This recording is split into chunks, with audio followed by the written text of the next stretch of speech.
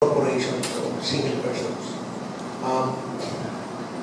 It's quite hard, when I was in government, it's quite hard to implement those things because under the 1899 law, you have to have a clearance from the owner of the mining claim before a small-scale miner operates. So it did not clear, you don't have any clearance at all. Means you cannot operate. That is why in devolvement, because it is covered by mining claims. All of them, about 80,000 during my time, or 100,000 people are involved in this small-scale mining.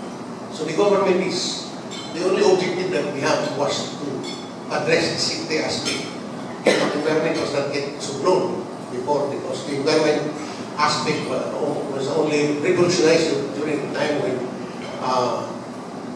in 1986, something like that. Although it started way back in 1974, but the concentration of the environment as implemented by the National Pollution Control Commission was way back in 1974, I think. So relatively compared to other laws like forestry laws, land laws, mining laws, the environmental law in the Philippines started late in the 1970s. So it's quite new to us during that time. But the mining companies, whenever there's a law, they always follow the law. Although there are certain violations, but they have managed with certain violations. The only thing is that we really have a certain process to go, if only for us, to determine whether the particular mining company is violating, that we have a chance to suspend them or shut them down.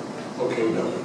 So, to me, the mining companies are following that. In fact, at least, it is the only industry which to me is quite unfair. You abolish the mining industry in the Philippines. I think there has been a rumors or statements of trying to abolish the mining industry. And my comment would always, why abolish an industry? Okay. Abolish probably the people who is running the industry. Because this industry has nothing to do with pollution. Okay. Like for example, tourism in Boracay, tourism industry. Pollution, yung sinara ng government. Are you going to abolish the tourism industry because of that mistake? Or are you abolish the certain agriculture industry because the agriculture is polluting? Okay. So, the mining companies are following these things. But, of course, admittedly, there are certain violations of that. Okay. That is why you have been suspending before. When I was in government, I think there was suspension that taken because of certain violations. Yes, you mentioned a very sensitive term. It's dual one, where small-scale mining and miners exist. But isn't it under the Philippine Mining Development Corporation, which is a government GOCC, Government-Owned and Controlled Corporation? So where does that leave us? I'm sorry, I'm not familiar anymore with that. But because I was in the regional director of the whole Mindanao, of the Bureau of Mines then, and it was under me. In fact, in 1983, I was there. In all the mining engineers, all the regions in the country, there were 5 regions only during that time. Baguio, Bicol, Manila. I guess I met you in Bicol during that time. Actually, they contributed all mining engineers that can speak in only to evaluate the safety aspects, the different tunnels in the world during the time. And during the time, I think that not less than 1,000 tunnels existed in the world. Okay. But the only thing is that, as I said, it remains illegal. It remains illegal because we cannot issue any permit to them. Because the 1899 stipulates that if there is an owner of the area, or there is a mining claim in the area, you have to get clearance from the big scale mining. Of course. And normally it is quite hard for them. Like for example, I was asking, before I was asking Apex, and during the time Apex has a really hard time for the ore that is what. In fact, they were mining, if I'm not mistaken, they were mining the Iho project for the Bangan. But then I said, in small-scale mining, it was really amended 1776 because it is very hard for the small-scale miners to get a permit legally because of the waiver of big-time companies that own the area. Okay. Yeah. Thank you very much. Mr. Casido, as much as you sit with the PRC, can you tell us some information about the number of people who take exams for mining engineers? And how many pass? Let's say from 100, how many pass? Or where do they come from? I will give you an example. In 1974, when I took the board exam, there were only 10 of us. So all of you were part of the top 10, right? You know, last year, 265 took the board exams. How many passed? 91%. And I can tell you, most of those who passed are from Mindanao, from mostly Mindanao. And I tell you, when we had the oath taking, I thought it was a beauty pageant. Because those who passed are mostly ladies, magaganda. And they were wearing their custom Muslim clothes. Ang ganda na talaga. See? And what I'm trying to say is that why we see this phenomenal increase in taking the board exam. Okay? Number one, I don't believe that the general public is losing its hope to mining, because the fact that there are more mining engineers now taking mining engineering now means that the conception of the public about mining is going up. Why I say this? Because while we do have a lot of opportunities in the Philippines, I'd like you to know, and we know this at the PRC, Board of Engineering, we produce top-notch mining engineers in the Philippines. Why do I say top-notch? Because there are a lot of mines in Indonesia, in Africa, in Canada, that are being managed and engineered by Filipino mining engineers. Can they not find employment in the Philippines? Well, there's a lot of employment, but the problem here, and I can say it myself because You work abroad. no, I can say it because I only mine myself. Okay, while we have kami mga mine owners, we have very nice thinking, and I want you to know when you talk about mining, you are always talking of long term. There's no such thing as a normal that should be mined in 1 week or 1 month. Okay, so we always talk of years, but we have problems. Okay, the policies about mining change very fast. Hindi pa naubos yung minimum, iba ng batas na yan. So, we have to come up with the economics brought about by changes in policies. We have to keep our minds afloat to be competitive. Okay. Technologically. But of course, we have to understand that policies affect directly the economics of mining.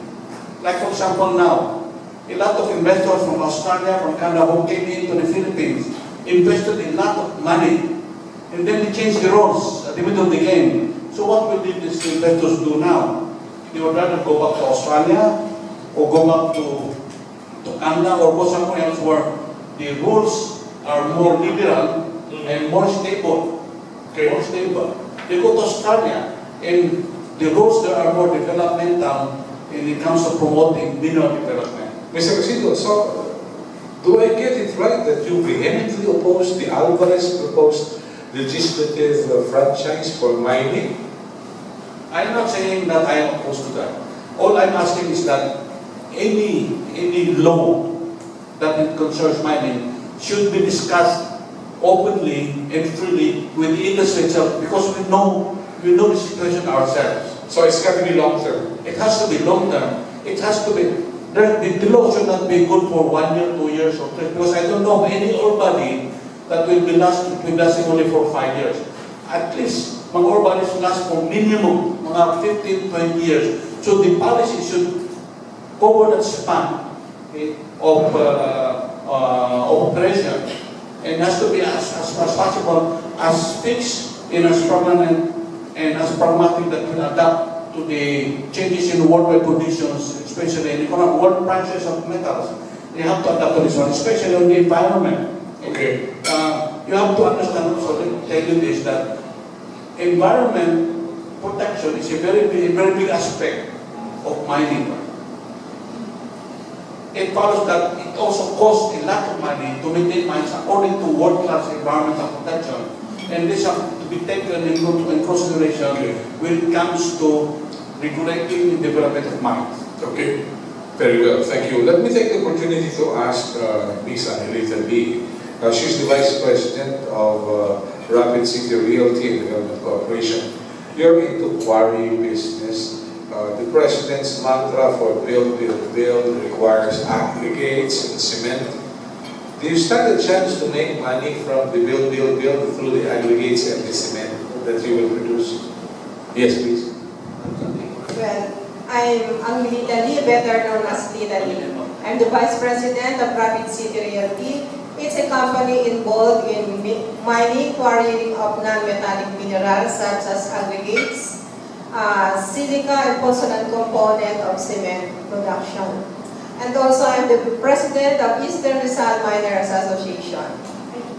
I'm proud to say that in our province, Rizal province, we are fortunate enough that our LGU, our local government unit, the barangays, the municipal and the provincial level, they understand our industry very much.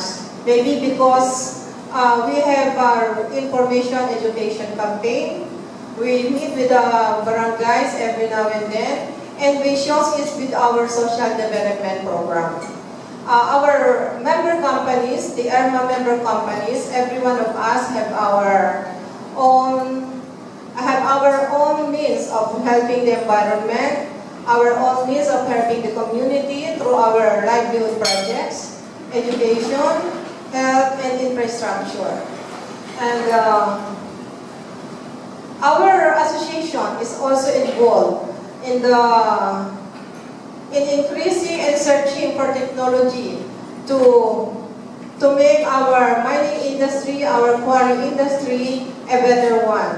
We established our Rizal Quarry Academy, initiated by our Regional Director, Sammy Paragas, wherein the funding came from the Eastern Rizal Miners Association and MAPA Producers Association's Development of Mining Technology and Geosciences. And up to this time, we have less than 100. We have less than 100 graduates in welding NC1, welding NC2, and also the heavy equipment operator. And I'm proud to say that we, in the industry, contributed a lot in the infrastructure projects of our government. We contribute much, we share much for the infrastructure, for the build project of our president, being the nearest province in the metropolis. You don't have any problem with environmental laws and regulations being pushed forward by LGUs? If there is some if there are some concerns, it is very minimal, and we help each other so that the concerns will be addressed very soon. Okay, thank you very much.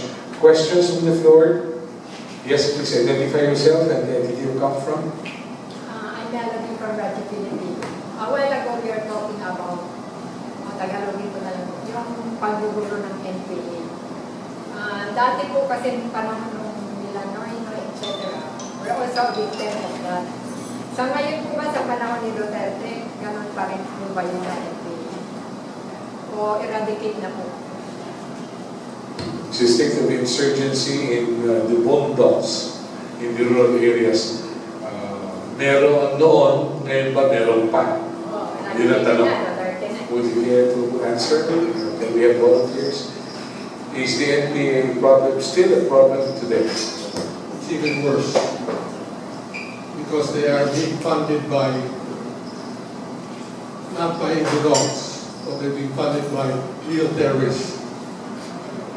There's no sincerity in them anymore. I've actually been working in the mining industry for more than 50 years. During Marcos times, I tell you, it was better to talk to the NPA than it was to the military. As long as you treated your people well, you treated them decently, they wouldn't harm you. They'd ask for food, they'd ask for some medicines, etc., but they wouldn't bother you. And they would always take your position as against the corrupt military. Now, they're the exact opposite.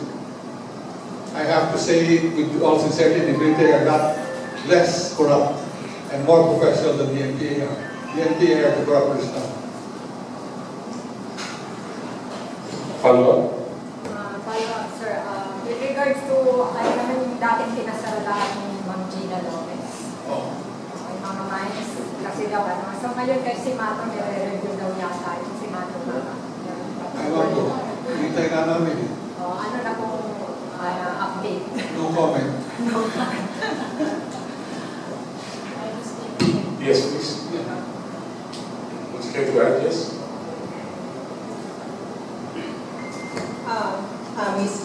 Tomorrow, there is the fourth meeting with the DNR Secretary Simatu. It's regarding the mining policy direction under Secretary Simatu. And one of the agenda is that he will report on the MICC findings for the suspended mining companies under Gina Lopez. Is that a closed door meeting? I don't think so, because invitees are the mining companies, and I don't know the other. I don't. The mining industry, keeping the industry and the DNR number. No, I don't think so. I think it's not a closed meeting, closed door meeting. What time? It's 2 p.m. Anong oras? 2 p.m. At Do. the DNR. Can I disclose it? No, please. Actually, the invitation came from the office of the Mine Geosciences Bureau, and it was sent through email. So I think the participants are only those who are invited and who confirm that they are attending. Yeah. Saan? Sa DNR mo or sa? No, it's outside. It's in a hotel. But I don't know if I have the authority to disclose the venue. But it's nothing close. It's nothing close me. We have to do some research somewhere. All right. More questions from our colleagues from the media? Yes, sir. Magandang hapon po. Felix Tampong po sa Disorge. Tanong ko lang sir, kasi mabanggit kanina ni Mr. Brown. With regards po ron sa sinasabi natin, yung MPSA holder should police our MPSA. So dumadating sa punto na siyempre mag-aarmas. So paano po, kasi doon nag-aakusa ngayon yung mga kaliwa na sinasabi nila na may militarization sa mga mining areas. So paano po tinitingnan ninyo yung mga bagay na yan? In addition to that, during Aquino's time, there was a special CAFCUS, as they call, assigned to mining areas, specifically in Surigao and Kapusan areas. Yes, sir. Well, in our case, when I first entered Compostela Valley in 2013, I negotiated with the NPA because there was no military in the area. It lasted for about 6 months. Then they started asking for more and more money. And finally, I took a stand. They killed some of our people, and they burned our equipment. So I called them up and told them, I've had enough of this, I'm going to bring the military. But I offered them to pay them more if they just move out completely. So we brought in the military, they helped us do it, and we kept it clean. We brought in the church, we brought in the local community. We are protecting our people against them now. We have the full support of the community. It's not militarization, it's self-defense. Okay. Jim? Okay, sir. Sir, ngayon ba nare-realize na ng industry na mukhang may problema tayo sa information dissemination? Mukhang maganda po yung mga plano nyo, pero dating sa tao, mukhang hindi pa nung maganda hanggang ngayon. The problem is that they don't understand the president. Again, sir? They don't understand the president. Okay. Ano mo dapat na maintindihan sa Pangulo, sir?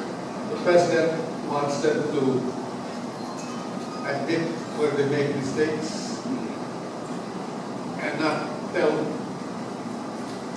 everybody that they didn't commit anything wrong.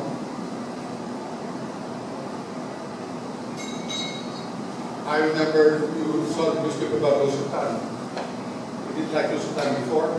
You forgave him because he paid his debts and he helped the OFWs. He doesn't like people that are not sincere. That's all I have to say. Sino ang tingin sa mga sincere? Yung industry ko ba yung tao? I would say that some people are not sincere. Okay. Thank you, sir.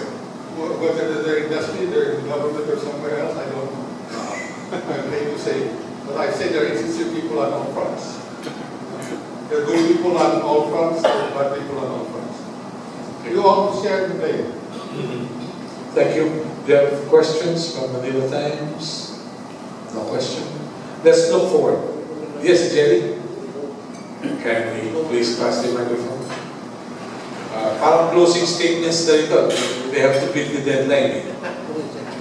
Actually, yung sinasabi niya for dissemination, talagang I would admit that the government's bureaucracy lacks there.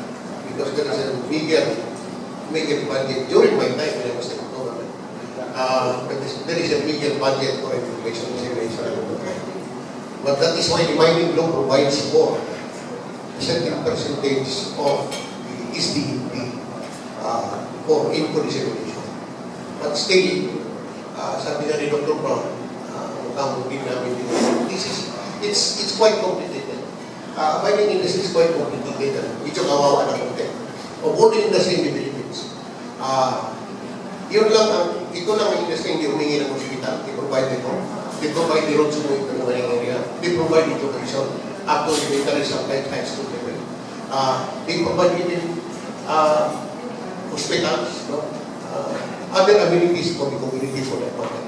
And ang kawawa, hindi naman sa kawawa, but we have to take into consideration that this is not like any other industry for that matter. Na pag bumaba yung presyo ng pag tumaas ang presyo, increase ka ng labor cost, increase ka ng power cost, lahat nag-increase. You but also increase your price. No. I think this is the only industry that likely na pag tumaas yung gastos mo, tumaas ang labor cost, you can also increase the price. No. Because it is dependent upon the international market. So, that is why no company is successful. Because pag tumaas ang power, bumaba yung presyo, sarap ka talaga. Kasi doon kita na.